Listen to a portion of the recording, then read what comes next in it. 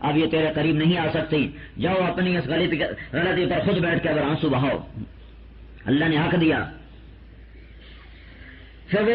پھر چونکہ اسلام معاشرت تو آہستہ آہستہ معاشرت تو مدینے میں جا کے بنی ہے، تو پھر عورتیں آ کر شکایت کی یا رسول اللہ ہمیں مارتے ہیں ہمارے خامن. پھر آپ نے ایک دفعہ سب کو سخت ڈانٹا اس بات پر کہ تمہیں کیا ہو گیا، تم ایسی بدتمیزی کرتے ہو کہ ان کو مارنے لگ جاتے جو تمہارے لیے سب کچھ اپنا قربان کر کے رکھ دیتی. پھر قرآن نے عورت کی وراثت پہلے بیان کی، مرد کی بعد میں بیان کی. تو وراثت کا کھا جانا تو ہلاکت و بربادی ہے. ہمارے یہاں بھی ایسا ہوتا ہے کہ ساری جائیداد نا بیٹوں کے نام لگا دیتے، شروع سے بیٹوں کے نام لگا دیتے تاکہ موت پر بیٹیوں کو جھگڑا ہی کوئی نہ ہو. جو لوگ یہ کر رہے ہیں میں نے ان کو بڑا خوار ہوتے دیکھا ہے. میں تمہیں کیا بتاؤں، ہمارے علاقے کا بڑا زمیندار 500-600 ایکڑ کا مالک، اور اس نے 1945-46 میں جو گھر بنایا تھا اس پر 1 لاکھ روپیہ لگایا تھا. اس وقت 1 لاکھ روپے اس نے ساری جائیداد بیٹوں کے نام کر دی، بیٹیوں کو نہیں دیا. جب بیٹے بڑے ہو گئے تو انہوں نے باپ کو گھر سے نکال دیا. پھر باپ نے کہاں زندگی گزاری، اس گھوڑوں کا بڑا شوقین تھا، وہ گھوڑوں کا استبل صاف کروا کے زندگی کے 15 سال استبل میں گزارے. ٹھیک ٹھاک کر کے تھوڑی سی گزاری کی زمین اپنے لیے اس نے رکھی ہوئی تھی، استبل میں زندگی گزاری. استبل میں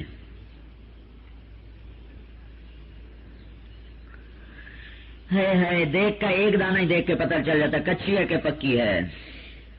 اگر فرض کرو کسی کو ایسا دکھ نہیں پہنچا موت سے پہلے، قبر میں جاتے ہی پہلا جھٹکا قبر اس کو اسی کا دے گی بدبخت. بیٹیوں کا حق بیٹوں کو دے کے آ گیا. جائیداد تو مجھے میرے اللہ نے دی، پھر میرے اللہ نے کہا بیٹی کا بھی حصہ ہے بیٹے کا بھی حصہ ہے، للذکر مثل حظ الانثیین. تو کتنا ظلم و ستم ہو رہا ہے کہ سارے سرحد میں کوئی نہیں ہے جو بیٹیوں کو حصہ دے اور اس کی دعوت دے، اس کی بات چلائے. 2 سال بعد آیا ہوں پھر شور مچا رہا ہوں، بہنوں کو حصہ دو، بیٹیوں کو حصہ دو. پورے دین پر چلنے کا نام شریعت ہے، پورے دین پر چلنے کا نام اسلام ہے، پورے دین پر چلنے کا نام تبلیغ ہے. اگر گھر میں حسن سلوک نہیں ہے تو یہ در در پھر کے کیا سیکھ کے آیا ہے؟ اگر ماں باپ کا احترام اور عزت نہیں ہے تو اس نے مسجد میں بیٹھ کے کیا سیکھا ہے؟ اگر اس کی دکان کا ترازو صحیح نہیں ہے تو اس نے اللہ سے ہونے کا کیا سیکھا ہے؟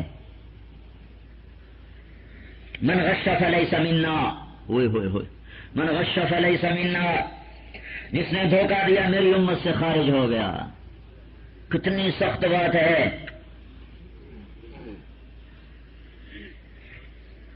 تو میرے بھائیوں، حضرت محمد صلی اللہ تبارک و تعالی علیہ وسلم پاک زندگی لے کر آئے جس میں ایمان کا کمال کیا ہے؟ حسن خلقک یکمل ایمانک، اخلاق بلند کر ایمان کامل ہو جائے گا.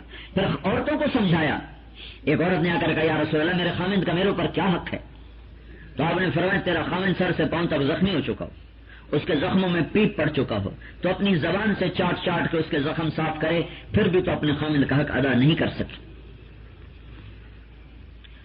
اولاد کو سمجھایا. ہاں بھائی سب سے بہترین خرچ کون سا ہے؟ آپ نے فرمایا بولو وہ خرچ بتاؤ جو اللہ کے راستے میں بھی خرچ کرنے سے زیادہ اجر رکھتا ہو. صحابہ نے کہا جی آپ کو پتا ہمیں نہیں پتا. تو اللہ کے راستے میں خرچ کرو نا تو 1 روپے پر 7 لاکھ روپے کا اجر ملتا ہے، 1 پر 7 لاکھ. تو اللہ کے نبی نے فرمایا بیٹا جب اپنے ماں باپ پہ خرچ کرتا ہے تو اس کو اس سے بھی زیادہ اجر ملتا ہے. بیٹا جب ماں باپ پہ خرچ کرتا. ہمارے ماں باپ تو مر گئے ہیں، تمہاری زندہ ہیں تو یہ قدر کر لو. دعا لے لو کسی طرح دعا. سسر بھی باپ ہوتا ہے، ساس بھی ماں ہوتی ہے، ان کو بھی وہی عزت و احترام دو. عجیب بات ہے اپنے ماں باپ کی خدمت کرواتے ہیں اور بیوی کے ماں باپ کو ذلیل کرتے ہیں. کہتے میری ماں کے آگے اف نہ کر، میرے باپ کے آگے چو نہ کر، اور خود اپنے سسر کو آنکھیں دکھاتا جیسے دشمن کھڑو. بیٹی اپنے ہاتھوں سے روانہ کر اسی سے ٹکر لی ہوئی. حالانکہ اللہ تعالیٰ نے میری بیوی کے ذمے میری خدمت تو لگائی ہے، میری ماں کی خدمت اس کے ذمے کوئی نہیں. کرے تو اس کا احسان ہے، نہ کرے تو اس پہ واجب کوئی نہیں ہے. میرے ذمہ ہے میں دکان سے وقت نکالوں، میں اپنے دفتر سے، گھر سے، مسجد سے وقت نکالوں، اپنے ماں باپ کو وقت نہ دینا یہ کیسی عجیب بات ہے. کئی بار تبلیغ کام اتنی مصروفیت ہوگی کہ ماں باپ کے لیے بھی وقت کوئی نہیں بچا، دکان میں اتنی مصروفیت ہوگی کہ ماں باپ کے لیے وقت کوئی نہیں بچا، ہسپتال میں اتنی مصروفیت ہے کہ ماں باپ کے لیے وقت کوئی نہیں. اب بند کرو اس کو.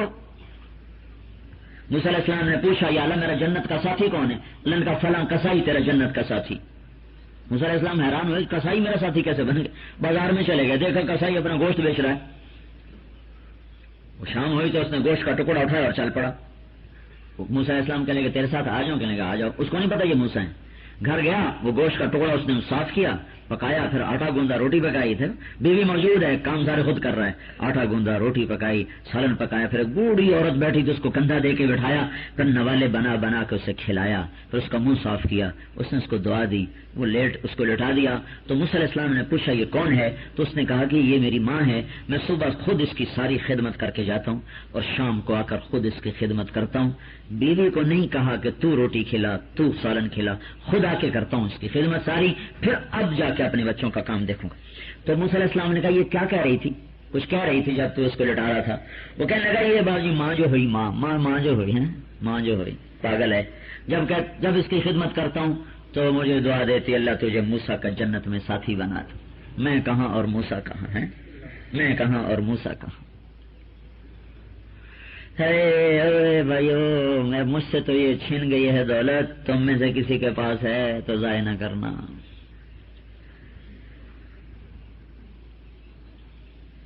یہ وہ دین ہے جس کو آج کوئی نہیں بتاتا، اور یہ وہ دین ہے جس پر آنے کے لیے دانتوں پر سینے آ جاتے ہیں. اس لیے تو اللہ کہتا لا تقل لهما اف، اوئے ہوئے ہوئے، لا تقل لهما اف بھی نہ کرو.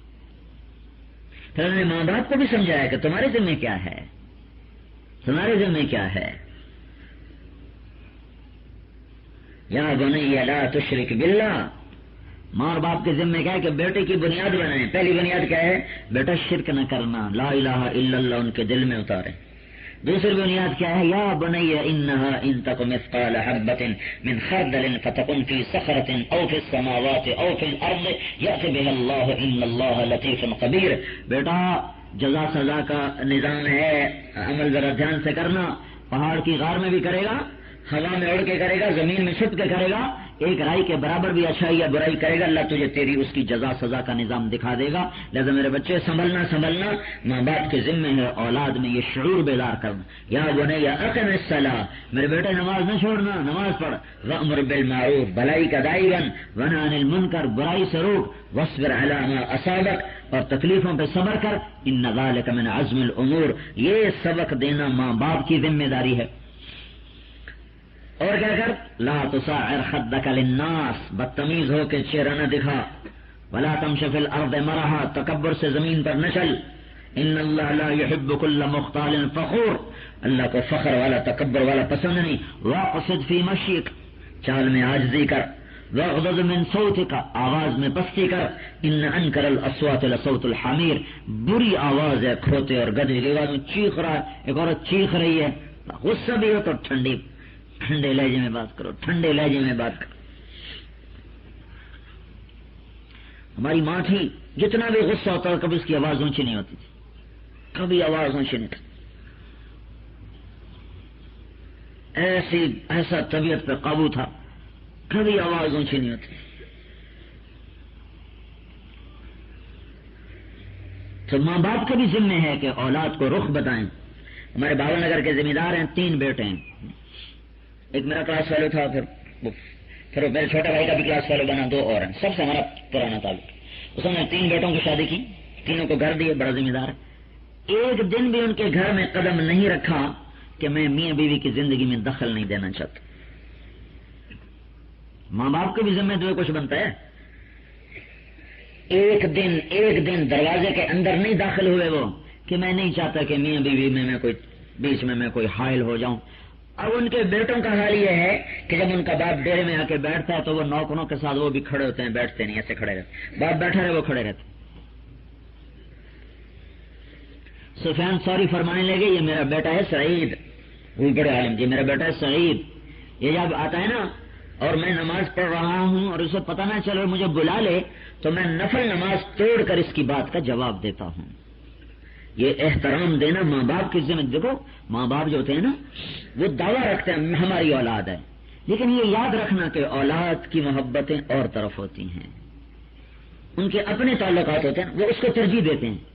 اور ہم چونکہ ماں باپ ہیں ماں ہیں تو ہم ان کی تربیت کے لیے یہ کرو یہ نہ کرو یہ کرو یہ نہ کرو، تو اس سے کیا ہوتا ہے ان کے اندر ایک کھنچاؤ پیدا ہونا شروع ہو جاتا ہے اور وہ ماں باپ سے دور ہونا شروع ہو جاتے ہیں، اور دور ہوتے ہوتے ہوتے پھر ماں باپ کی نفرت بیٹھ جاتی ہے، دوستوں سے یاریاں لگ جاتی ہیں، ماں باپ سے کٹ جاتے ہیں. تو اس لیے اللہ تعالیٰ نے یہ رخ ماں باپ کو سمجھایا کہ تم بھی اولاد کو شفقت دو، محبت دو، نرمی دو. اللہ کے نبی حسن حسین کو کھڑا کر دیتے، عبداللہ عون محمد ایسے لائن میں کھڑے کر، چھوٹے چھوٹے 3 سال کے بچے، اور آپ ایسے چوکڑی مار کے بیٹھ جاتے ہیں. آؤ بھائی جو پہلے آئے گا انعام پائے گا، دوڑ لگاؤ بھائی دوڑ لگاؤ، 2 جہان کا سردار ہے، 2 جہان کا سردار ہے. آؤ بھائی دوڑ لگاؤ جو پہلے آئے گا انعام پائے گا. تو سارے دوڑے گا تو ایک سر پہ چڑھ جاتا ہے، گود میں گر جاتا ہے، کمر پہ چڑھ جاتا ہے، ادھر سے پکڑ لیتا، ایک ادھر سے پکڑ لیتا، وہاں لڑائی کہ میں پہلے آیا میں پہلے آیا میں پہلے آیا. لو بھائی اور اللہ کے نبی ان کے ساتھ بیٹھے کھیل رہے ہیں. یہ شفقتیں دینا ماں باپ کے ذمہ ہے. باغی ہو جائیں گے، اولاد باغی ہو جائے گی. تو میرے بھائیو بہنوں دین ایک پوری زندگی ہے، پورا ایک نظام ہے. تبلیغ اس کو سیکھنے کی محنت ہے، کیونکہ یہ سارا سودا چلتا ہے ایمان کی طاقت سے.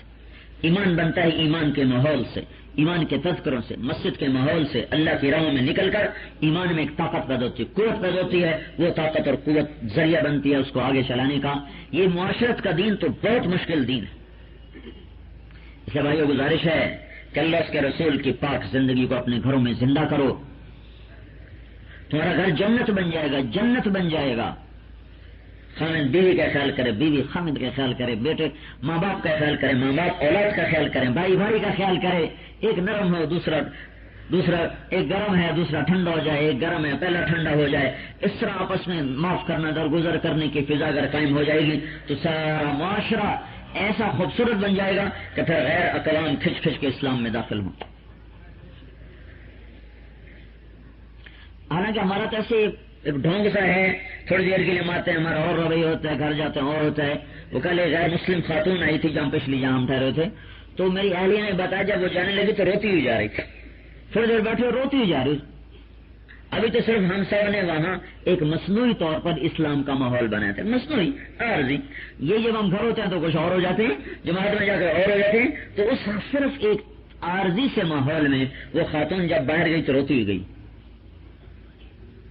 ہمارے بھائیو یہ دین ہم نے زندہ کرنا ہے، اس کے لیے محنت بھی کرنی ہے، قربانی بھی کرنی ہے، پچھلے پر توبہ کرنی، اگلے کے لیے اللہ سے عہد کرنا ہے کہ اس کے محبوب کے طریقوں کو اپنا کر چلنا ہے اور اس کو لے کر ساری دنیا میں پھرنا ہے. تو اس کے سارے بھائی بہن نیت کرتے ہیں نا انشاءاللہ. ہاں بھائی، اور پچھلی پر ہم سارے بھائی توبہ کریں، استغفار کریں. یہ سورج، یہ بادلوں کا آنا، یہ بارش کا برسنا، یہ بالکل ایسا ہے جیسے بہت بڑا اللہ کی طرف سے کوئی اشتہار آ گیا ہو کہ تمہارا اللہ تم پہ ناراض ہو چکا ہے. تو دیکھو بھائی سارے بھائی بہن توبہ کریں اور اللہ سے معافی مانگیں اور اللہ کے دربار میں جھکیں کہ اللہ تعالیٰ ہم سب کو معاف کرے اور اگلی کے لیے نیت کریں، ارادے کریں. تو بھائی توبہ تو کرتا ہے نا سارا مجمع. یہ سارے مرد عورت ایک دفعہ کہہ دو زبان سے یا اللہ میری توبہ. ایک دفعہ اور سارے کہہ دیں یا اللہ میری توبہ. ایک دفعہ اور کہہ دیں یا اللہ میری توبہ. اب بولو آپ کون تیار ہے نہ کے ذمہ ہے. تو اپنے بچوں کے لیے گھر کے لیے وقت دینا چاہیے. دکان میں سے، دفتر میں سے اتنا وقت ضرور گھر کو دیا جائے جس میں اپنے اگر ماں باپ زندہ ہیں تو ان کی خدمت کے لیے کچھ وقت نکالا جائے. ایسے ہی اگر بوڑھے ہیں عزیز اقارب تو ان کا کوئی حال احوال پوچھنے کے لیے کچھ وقت نکالا جائے.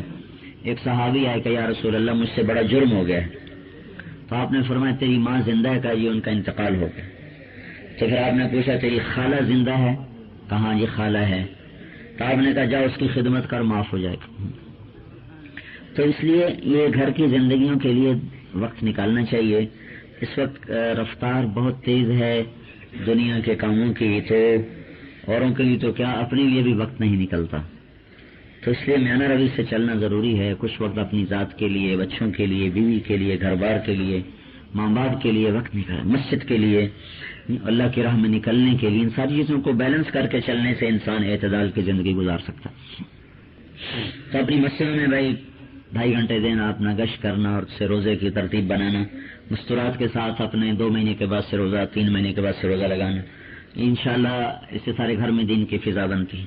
تو اپنے گھروں میں ذکر تلاوت کا ماحول بنایا جائے، اس سے روزہ اپنی مستورات کو لگوایا جائے اور فضائل کی تعلیم کروائی جائے. فضائل کی تعلیم میں صرف اتنا نہیں ہوتا کہ ان کو 2-4 حدیثیں سنا دیں، بلکہ اس میں اصل تو کام فضائل کے حلقے کا ذہن سازی کا ہے کہ ہمارے گھر والوں کا، بچوں کا یہ ذہن بنے کہ اللہ کی ماننے میں کامیابی. یہ ذہن بننا کہ میں اللہ کی مانوں گا تو میرا کام بنے گا ورنہ میں ہلاک ہو جاؤں. جو بہت زیادہ طاقتور ذہن بنایا جا رہا ہے، پیسے سے سب کچھ ہوتا ہے، پیسے سے سب کچھ ہوتا ہے، پیسہ ہے تو سب کچھ ہے، پیسہ نہیں تو کچھ نہیں ہے. تو اس کا زہر اندر تک اتر چکا ہے. تو تبلیغ بڑا گہرا پیغام ہے، بہت گہرا پیغام ہے تبلیغ. یہ بالکل اس بنیاد کو اکھاڑ دینے والی محنت ہے. نہیں پیسے سے نہیں، اللہ میرے کام بناتا ہے، اللہ سب کچھ کرتا ہے، میں اللہ کو منا لوں گا میرے سارے کام بن جائیں. تو ایک بنیاد سے دوسری بنیاد پہ لانا ہے. تو گھر کی تعلیم کا مقصد صرف کتاب پڑھنا نہیں ہے، گھر کی تعلیم کا مقصد پورے گھرانے کا یہ ذہن بنانا ہے کہ اللہ کی ماننے میں ہماری سلامتی ہے اور اللہ کے نبی کے طریقوں پر چلنے ہی میں ہماری عزت. اور ساری دنیا کے انسانوں تک اس کو پہنچانا ہمارے ذمے ہے. یہ ذہن بنانا یہ ہمارے ذمے ہے. تو وہ تعلیم صرف اتنی نہ ہو ایسی مسجد کی تعلیم ہے یا گھر کی تعلیم ہے، اس کا موضوع صرف اتنا نہیں کہ 2-4 حدیثیں پڑھ کے اس کو بند کر دیا جائے. پوری نسل کو خاص طور پر اپنے عزیز و امد اندر عشیرتک الاقربین، یہ آیت الگ نازل کہ جب اللہ تعالیٰ نے فرمایا کہ تم فاندر اٹھ ڈرا، تو آپ نے سارا مکہ اکٹھا کر لیا، ان کو دعوت ہو گئی.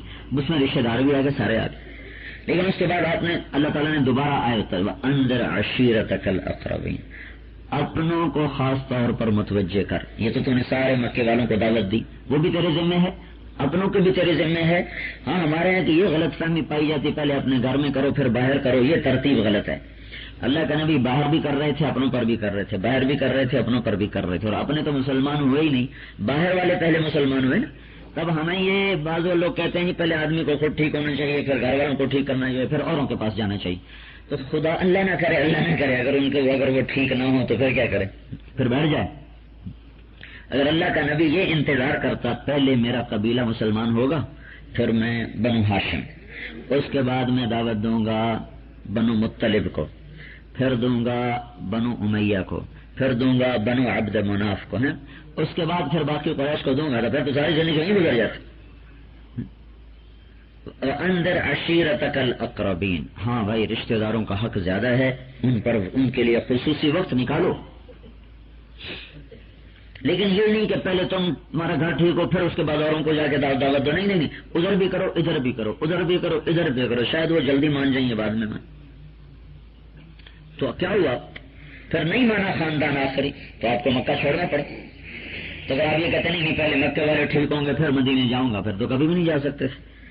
ہجرت ہو گئی مدینہ، مکے میں 13 سال کی محنت میں 250 آدمی مسلمان، ٹوٹل 250. اور مدینے میں گئے تو مدینے والے سارے مسلمان ہو گئے. کچھ منافق تھے جو چھپے ہوئے، تو منافقین کی موجودگی میں پھر آپ نے باہر دعوت دینا شروع کر دی. ایران کو، روم کو، یمن کو، ہیرا کو، مسقط کو، اردن کو، فلسطین کو، ان کے بادشاہوں کو آپ نے دعوتی خط ارسال فرمائے ہیں. کئی 100 خط ہیں وہاں کو جو بھیجے گئے ہیں، صرف ہمارے یہاں مشہور 8-10 خط ہیں، کئی 100 خطوط ہیں جو بھیجے گئے ہیں. تو اس میں بھی آپ نے انتظار نہیں کیا کہ پہلے مدینے والے سارے منافق بھی ٹھیک ہو جائیں، مسلمان ہو جائیں، پھر اس کے بعد میں اوروں کو تبلیغ کروں گا. سب کے لیے ہوتا رہا، پھر قوم بھی مسلمان ہو گئی. تو اندر عشیرتک الاقربین میں یہ ہے کہ اپنوں کے لیے خاص وقت نکالا جائے، ان کا حال پوچھنا، ان کے پاس جانا. حضور صلی اللہ علیہ وسلم حضرت خدیجہ کے انتقال کے بعد جب تک زندہ رہے ان کی سہیلیوں کے لیے تحفے بھیجتے رہتے تھے. ان کے انتقال کے بعد بھی ان کی سہیلیوں کے لیے تحفے بھیجتے رہتے تھے. تو یہ نسبتوں کو زندہ رکھنا، رشتے ناتوں کو زندہ رکھنا یہ بڑا ضروری ہے. اس کی قدر اللہ کے یہاں ہے بہت زیادہ.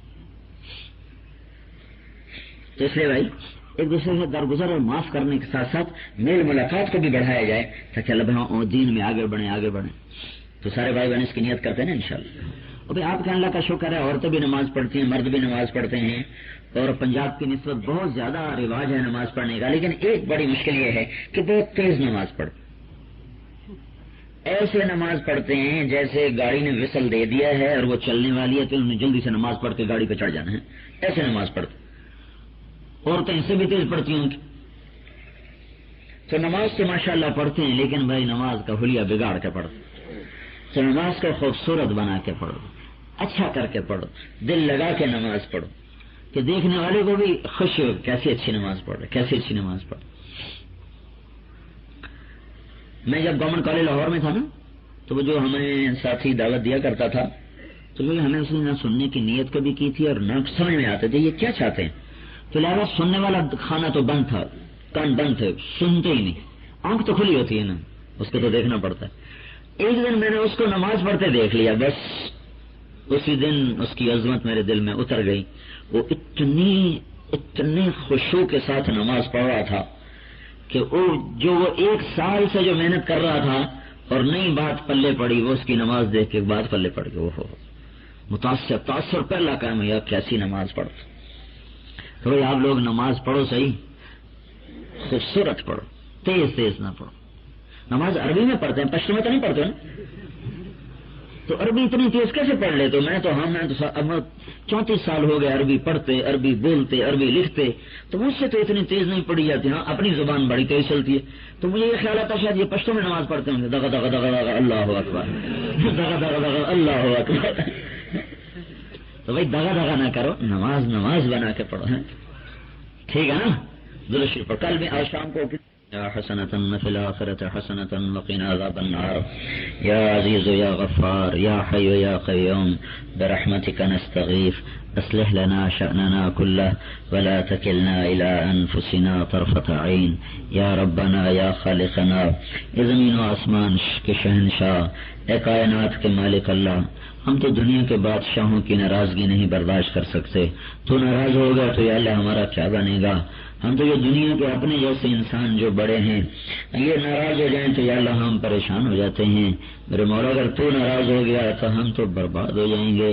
یہ بادلوں کی بارش، یہ بادلوں کا آنا، پکی ہوئی فصل پہ برسنا، یہ اس بات کو اعلان کر رہا ہے میرے مولا کہ تو روٹھا ہوا ہے، یا اللہ انہیں سمجھ میں نہیں آ رہا کہ تجھے منائی کیسے میرے مولا، ساری انسانیت کا رخ تو تجھ سے پھرا ہوا ہے، اہل ایمان بھی یا اللہ بغاوت کو اترے ہوئے ہیں، اذان آتی ہے مسجد کو جانے والے تھوڑے، تو بلاتا رہا ہے ہم کوئی نہ آئے، تو روکتا رہا ہم کوئی نہ روکے، تو نے سمجھایا ہم کوئی نہ سمجھے، تو نے یا اللہ اپنی طرف بلایا ہم نے تجھ سے دور راستے اختیار کیے، میرے مولا تو ہمیں معاف کر دے، یا اللہ ہمیں معاف کر دے، یا اللہ تو راضی ہو جا، صرف اتنا مسئلہ نہیں ہے کہ بارش رک جائے، یا اللہ مسئلہ یہ ہے کہ تو راضی ہو جائے میرے مولا، صرف اتنا مسئلہ نہیں ہے میرے مولا کہ ہماری پکی کھیتیاں ضائع نہ ہوں، اگر جو بھی ہماری ضرورت ہے اس کے بغیر بھی میرے مولا ہمارا کوئی حال نہیں ہے، لیکن میرے آقا صرف اتنی ہماری ضرورت نہیں ہے کہ یہ بارش ہٹ جائے اور پکی کھیتی گھر آ جائے،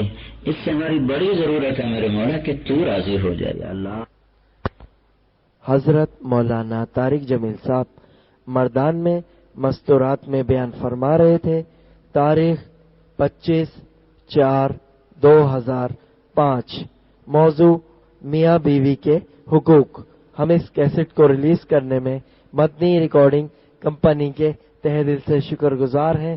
کیسٹ اور سیڈیز ملنے کا پتہ: مدنی ریکارڈنگ کمپنی، فاطمہ پلازا، دکان نمبر 3، بلاک نمبر 7، فیڈل وی ایریا، نس۔